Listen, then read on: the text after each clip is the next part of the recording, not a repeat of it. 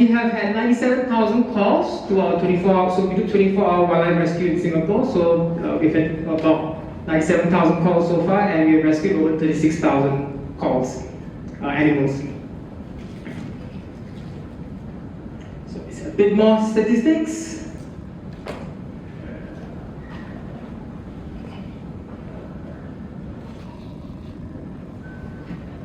Okay, so when ACRES was first formed, it was a means to help the animals from the illegal trade. And I think the founder, Lewis, also when he first started ACRES, it was to help a lot of primates. But we realized soon after that actually the trade of reptiles was very rampant in Singapore. Because it's pretty easy to smuggle them. You know, you can wrap them and go through the x-ray and stuff like that. So we ended up getting filled with animals from the illegal trade. Here is Saraya, our Bonner macaque. So Saraya is unique. She wasn't a victim of the illegal trade. She actually boarded a ship in India unknowingly, and then the ship left the pier and it landed in Singapore, and she got off. So there were calls to actually euthanize her because of the various worries with virus and everything. So we caught her, we did a lot of checks, and she's been living with us ever since. But we have a lot of other reptiles from pretty much every part of the globe that are under our care now. And our hope is to always repatriate them where possible. Of course, this is very difficult to do in many cases, which is why we were discussing it yesterday as well. But back in 2017, we got our first breakthrough when we repatriated our first Malaysian giant turtle to Malaysia by working together with REHABILITATION. So Malaysian giant turtles, yeah, they're now critically endangered. And then we had a few more successes with giant Asian pond turtles. Again, the next year, in 2019. And then our big one was the 51 Indian star tortoises that we sent back to India. This was almost a decade-long work. It took a long time to actually get everything sorted and to send them back to India. Okay, then this is another one that we did, which includes 2 elongated tortoises. We named them Chomal and Chomot. So again, we are working with REHABILITATION and we send them back to Malaysia where we release them back. So our work rescuing illegal wildlife, smuggled animals and repatriating them was going on. But along that time, we were rescuing a lot of native animals. We didn't have the capacity to care for them much. So we were building our capacity as well. So slowly, I think about 2016, 2017, we were bringing a lot more cages, a lot more infrastructure to help as many animals as we can. And because we deal with a lot more smaller animals, whatever cages we had, we try to make it like multi-purpose. We don't want to define a cage to a certain species.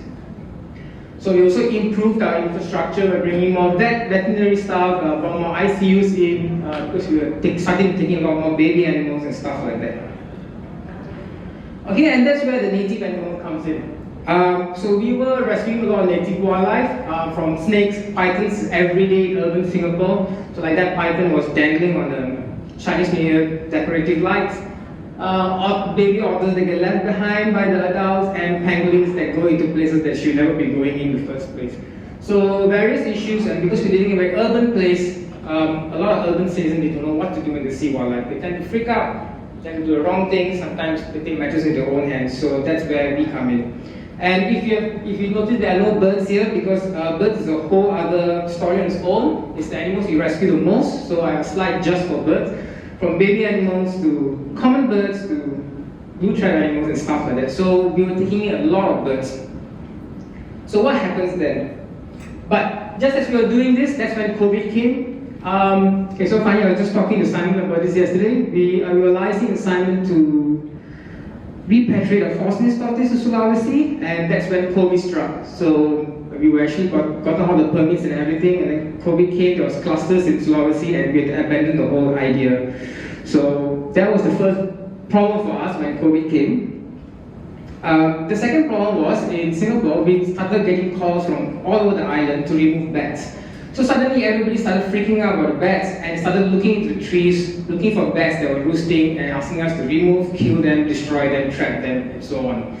So we just kept telling them, look, you just don't eat them and just let them be, you'll be fine. So there's a lot of fear in Singapore, but mostly about bats and civets because of the SARS problem a few decades back as well. And so Singaporeans were very fearful. And of course, as a charity, we always had this issue with raising funds. Companies were closing down during COVID. How are we going to survive through circuit breaker, which is the lockdown period for us? But strangely, during COVID, when we thought our calls would go down, our calls climbed up. In fact, it went really high up. And this was something we were not prepared because we were starting to slow down. We thought we can relax a bit, but no, our calls started climbing. So in 2022, we got 22 pangolins, but if you notice that, if you see the total, from 2019 to 2020, it goes up, and then 2022, it starts going down again. And the reason why it's going down is most likely because people were all already back at work. 2021, people were starting to go back to work, and that's when they started seeing a lot of wild animals in their workplaces and stuff like that. Okay, so these are possible reasons for increasing calls. A lot of people during the lockdown were finding whatever reasons they can to go out. So they're going around literally looking for animals to rescue.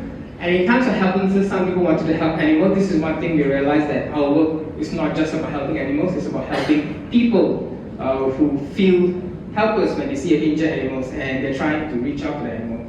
More people returning to workplaces in 2021. People's fear of animals increased, especially bats and civets, and more people started exploring our nature areas. So when during COVID, every Singaporean became like a jogger or a runner, started hiking and trekking and knowing a lot more about animals. Okay, so from there, I'm going to go on to one of our first problems. Now, to a lot of people when they see this, they might not react much. With a rat in a glue trap, it's not a big deal. But glue traps are a big monumental problem, at least for us in Singapore. A lot of animals get trapped in them. And it's a very cruel and bad, horrific way to die. So these are just some examples of 3 very common birds that we get stuck in glue trap. And just a short video on how we handle them. And the reason why we always ask people not to attempt removal by themselves is a lot of public, what they do when they get this bird, like this is a kingfisher, they just cut off all the feathers that are affected by glue. And when you do that, the recovery period is from like 1 month to like several months or maybe half a year. So we always tell people, do not try to remove the bird by yourself, you call us for help. Okay, this is another one. This is a paradise tree snake, also stuck in glue trap. So a lot of these cases, maybe not for the snake but for other animals, it's better to do under sedation, but a vet isn't always around, so all of us are trained how to handle such situations. So this one is quite bad, but we use cooking oil to actually lubricate and free the snake. So we get one of these like every day. Yeah, some animal stuck in some glue trap somewhere. So by default, we always give water, and I think snake drinking water is something that not everybody sees a lot. So this snake was pretty dehydrated and he was drinking a lot of water as well. And yeah, you can read, so fluids will be very good to give. And yeah, like this snake went free. But a lot of animals are not so lucky, they actually die from dehydration and stuff like that. But it doesn't just affect like common wild animals. Oops.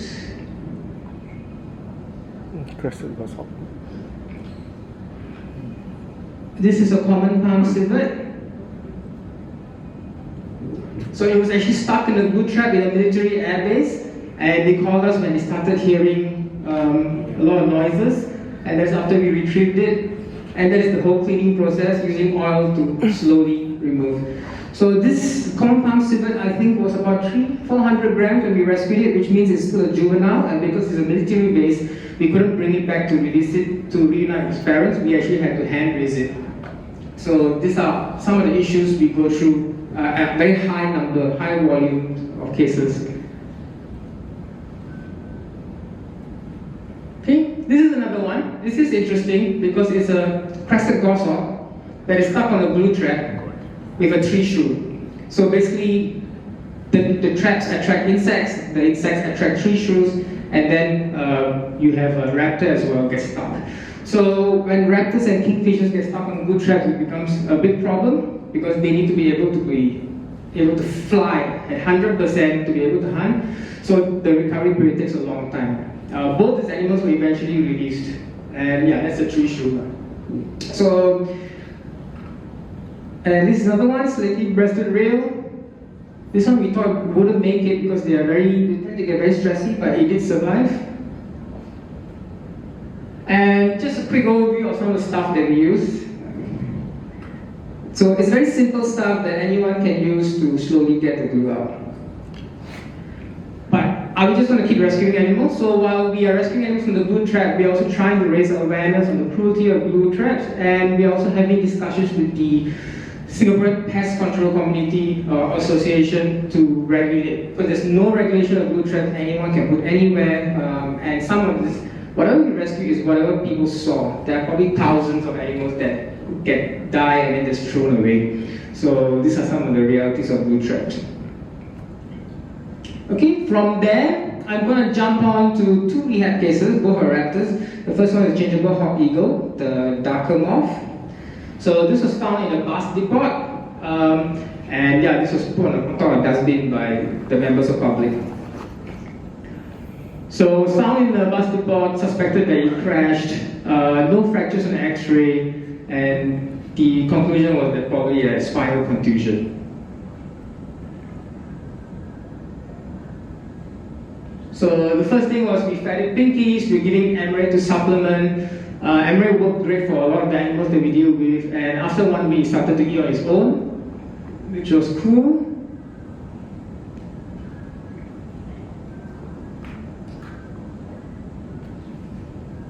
And then that's our vet nurse Alicia doing some physio for the raptor. Seriously giving the "what are you doing" look.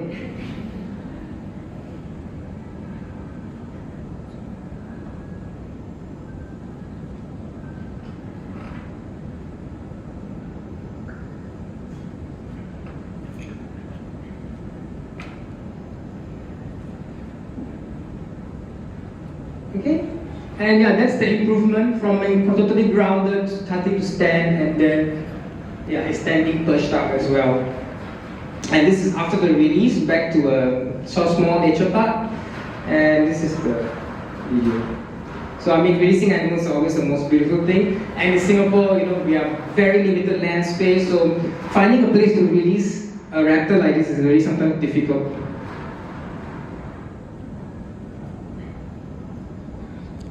Where do you release? Sorry? Where do you release? Which park in Singapore? Which Bedok Reservoir Park. That's the closest. Yeah. Okay, the second one is a Brahmini kite. So it came in like that.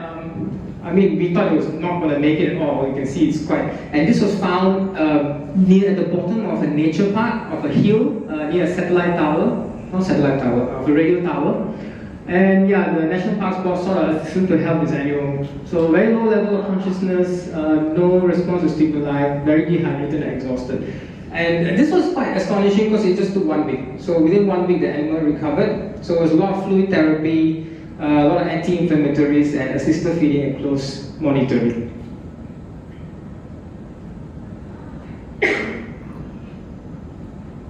Okay, and after 1 week, it was bright and alert. Our vet, who's currently quite new at it, because he actually wanted to release it immediately, but our vet nurse Alicia like, no, let's just keep it in our aviary for a while to let it regain some strength. And yeah, with the improved body condition and after doing some flight tests, we released it as well. So this was released back to the nature reserve. So this year, especially, we're getting a lot of raptors in, and we're not exactly sure why. Okay, from there, I'm just going to quickly go on to reunion of baby animals because we get a colossal number of baby animals because a lot of the wild animals in Singapore, they have adapted to urban living. They actually live in the cities and in people's homes. Okay, so we get spotted owls. They tend to nest in certain areas of Singapore, and the young ones always drop. And this is always a concern in Singapore because we're so densely populated, people will bring the young one home. And we're always very fearful of this happening because a lot of people bring back home and then after having fun with the animal for 1 week or 1 month, and they realize they don't know what they're doing, then they call us. So by then the animal is imprinted or the animal is having nutritional deficiencies and all that. So we have found many different ways of putting the young bird back up. Now if it's a small species of bird, it's pretty easy, but when it's a raptor, it can be quite tricky. So we have bought this long pole, which is a carbon fiber pole for like a few $100s. You can hit up to like 15 meters, so we use that pole to put the young spotted wood owl up on the tree. And we usually need to do this quite quickly, if not, there are many cases where people actually bring the bird home. And then for fruit bats, so the baby always hug the mother when they're flying. And in Singapore, because of the way our HDB, our housing flats are, and the lightings and everything, a lot of bats fly into people's homes and they get stranded. And they crash, and the baby and mother get separated. So again, we have found ways to reunite them. And it's strange because most people will not think of bats as being very paternal, but in both these videos, it's quite dark. That's the baby bat and the mom flew in. That's another case as well. So the mom is trying to figure out, is it my baby? Whose baby is it? And this one will actually push my phone down. So I will walk there and readjust my phone, and the video should come up shortly. So the mom will actually hug. It's almost like they're wrestling, but actually trying to get the baby to hug it back, and then it will fly off. So it's very interesting, but these things are actually not so easy to do because a lot of people bring back the baby animals, and we need to get the details of exactly where it was found and stuff like that. Sometimes people don't even want to tell us where they found it because they actually don't want to be reunited because they don't believe that you can reunite baby animals with the adults. So these are some of the challenges we have. And then this is another case of a swallow. So we try to empower the public as well to do a lot of these reunions themselves. So this uncle found these 2 swallows on the floor. We told him to put a simple basket up, and that's the mom commencing the feeding of the young ones. And then this buys us some time to go down, where we take a ladder and then we shift the nest way high up so that no one can touch the babies anymore. So we put the nest way up, and the mom is continuing the next day. So this uncle was actually, he's living nearby, so every day he goes there, he takes videos of the progress of the birds and stuff like that, until they fledge and the 3 of them finally leave the nest.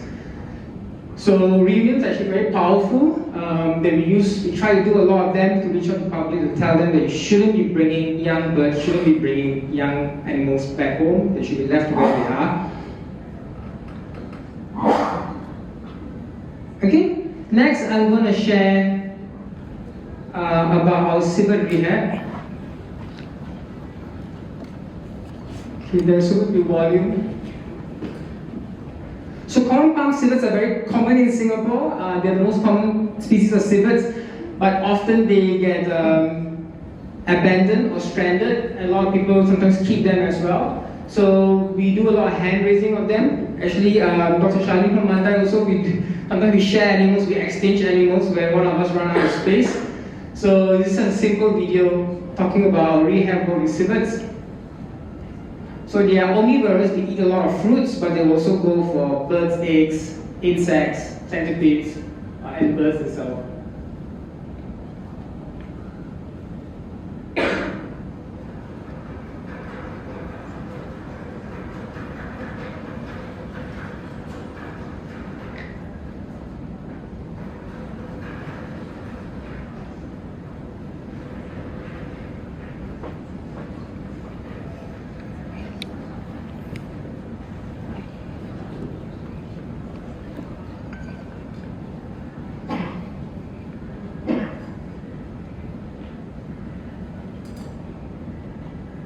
So as they grow bigger, we start weaning them off milk, we start introducing fruits, various ways of feeding, hiding the fruits to keep them occupied and make sure they get all the fitness they need to survive.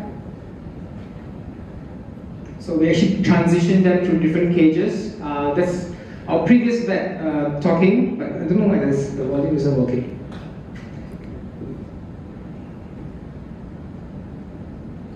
Doesn't matter, we can read lip.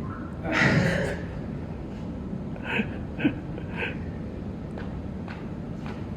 don't think I can fast forward.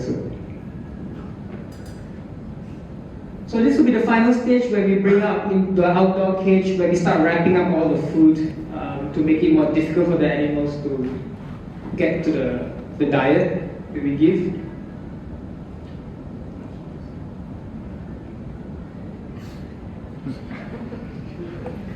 Are you going to give me or not? No. That's a langsat. No, duku. Duku? Oh, duku, sorry.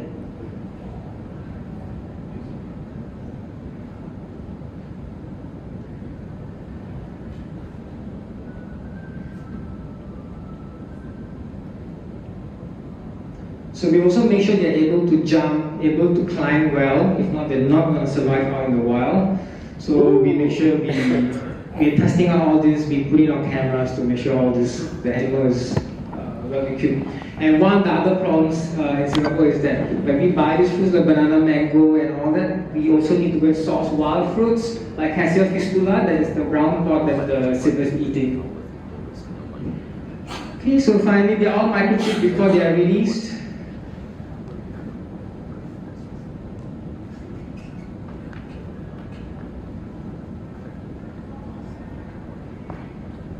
And we weigh them, so generally we try to release them around the 900 gram to 1 kilo mark.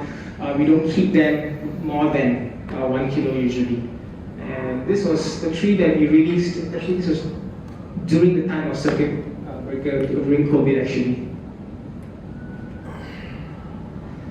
So actually COVID allowed us to sit back, hang tight and actually look into all this rehab work that previously we were struggling a bit, but now we are getting stronger.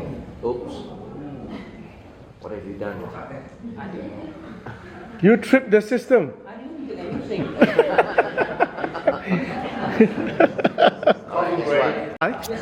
When you take all these baby animals, all the baby animals from the people, right?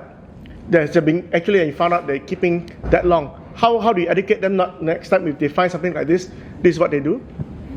We tell them not to keep. A lot of them get offended. A lot of them actually don't know that they're not supposed to be keeping. But we reach out to them and tell them you cannot be keeping wildlife. I think the problem is a lot of people think that hand raising wild animals is just keeping it alive. But they forget about the part that to be able to survive in the wild, it is a lot of rehab work. So a lot of people actually keep them, release them, and we come across protected species as well that obviously has been hand raised by people, but it's skinny, it's emaciated because they don't know how to survive in the wild. So do they follow up and is the animal alive and all that with you guys? And do they get angry if because it's already half dead when it arrives and then it doesn't survive? Do they get angry? So they follow up. Definitely. So over the years, now we have a policy where we actually, because of the sheer number of animals we rescue, we don't give updates. The only updates is we pick certain animals and we update on our social media, let's say civets or what. But other than that, we don't specifically update the people. A lot of people do get offended, even if they give us a half-dead animal, it doesn't survive. Yeah. But we tell them that high chances are it won't. Okay, can I give you a tip, right? You can be empathic with the people who actually keep these animals a long time, okay? They say, oh, yes, you're doing a good work, but you're feeding it wrong. It's half dead. Chances of survival at our place is low, but we'll try our best. When I do that, I make it my job to make them cry. If they cry, then I know that the message has gone through and they're not going to repeat again. And you manage expectations. So if they do check up and it survives, great news. If it does not survive, they expect it. Okay, while we are preparing the final, the last presentation before the coffee break, more questions to Chris? Success and They're happy. happy. I met a few people. Oh, you want to finish it? Yeah. But of course, Oh, okay. diplomatically. Okay. Very quick, very quick. Okay. Nice try.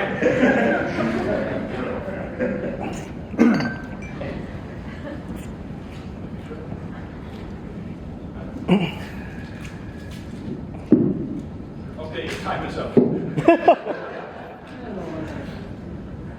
Your computer hang. No.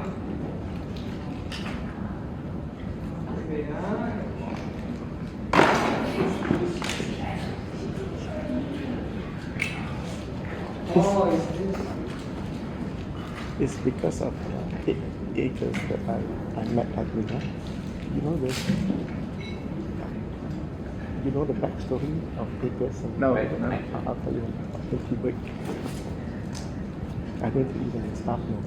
Admin knows. Huh?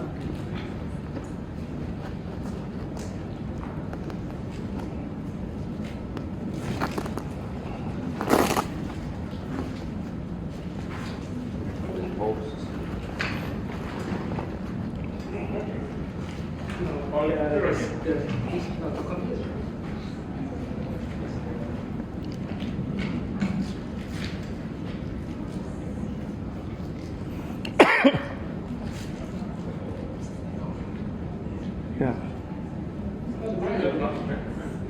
Maybe it's a different screen. Maybe it's a. The projector is stuck on the previous screen. You really think they changed the screen when the light was off? Take it.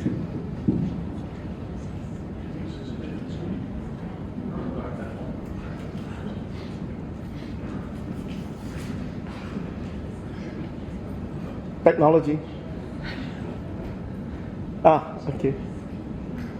Why don't you start all over again?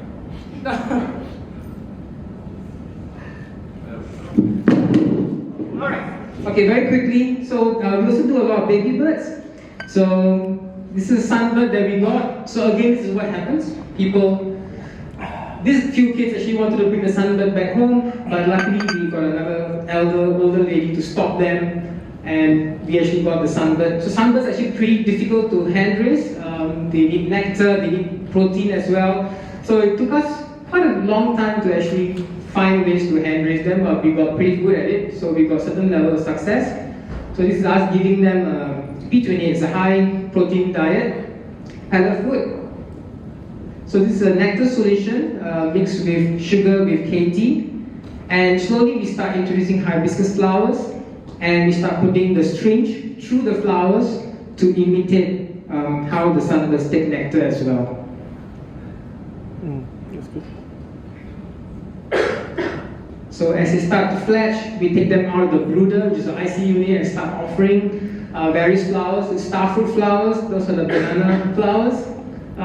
So because, they can start packing the fruits, but we want to make sure they are able to take nectar out, which is very important for sunbirds.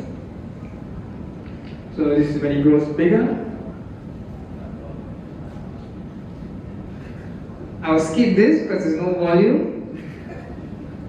And yeah, this is another one called Kingfisher, which we couldn't reunite. So we had to start feeding it, and dead fish tends to lack a lot of vitamins, so we actually mix the fish with other supplements like PC raw care and various other supplements. And we take it through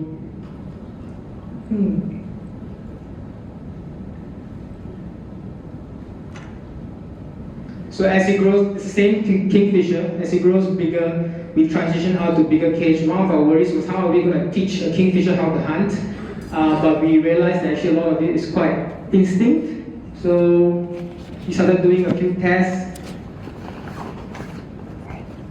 So we offered live feeding for the kingfisher, like fish, guppies, and stuff like that. And it showed their ability to hunt. So we are quite happy with that.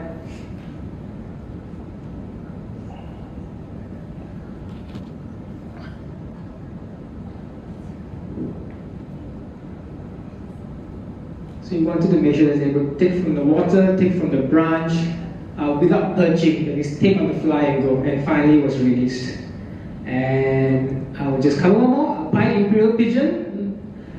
So this was us transitioning it to eat on its own. So it looks quite big, but they're actually quite large pigeons, so even this is still very young. And this is it eating a type of ficus. So it's important that we also transition whatever fruits we commercially eat to wild fruits, which is a very difficult thing to do in Singapore because it's illegal to just go and pick random fruits in Singapore, so you can get fined. So we need to find other sources. Okay, just a quick shout out our wild neighbors, same thing as Dr. Shalin did. This is a lot of hard work that goes into this, and these are all the people that work together on this project to actually coexist with wildlife in Singapore. And I'm just going to leave you with this owl that we're rehabilitating, which I thought was very cute. It's our first time rehabilitating a raptor, and it's checking out the camera that I put inside. Yeah, there's no light in the camera. I don't know why it's reacting to the camera like that. Thank you so much. Sorry for the blackout, and yeah, Thank you. We don't have time for more questions. I think you want to go. I'll go before the break, yeah. Okay. So, do you need time to prepare your computers? And so you can, you can answer a couple more questions while Edwin is getting ready. Any questions? Yeah, I have one. Okay. Thank you very much. It was really interesting. It was really interesting in your presentation and the previous one to see just all the creativity that goes into rehabbing these animals. I'm curious in terms of your outreach to the general public and education of the general public, what methods you found have been the most effective in convincing people, say, especially in Singapore, about coexistence with certain animals? I think coexistence is always tricky. In the last few years, if you're talking about, let's say, macaques, long-tail macaques, it's an issue just like in the region. Same thing in Singapore. So in Singapore, because it's so urban, one of the main issues we have is food waste. A lot of people don't feel it's their responsibility in ensuring that animals don't come into their homes. So that is something we're really working on a lot. Trying to, even our national parks, for the government are giving out bungee cords so people can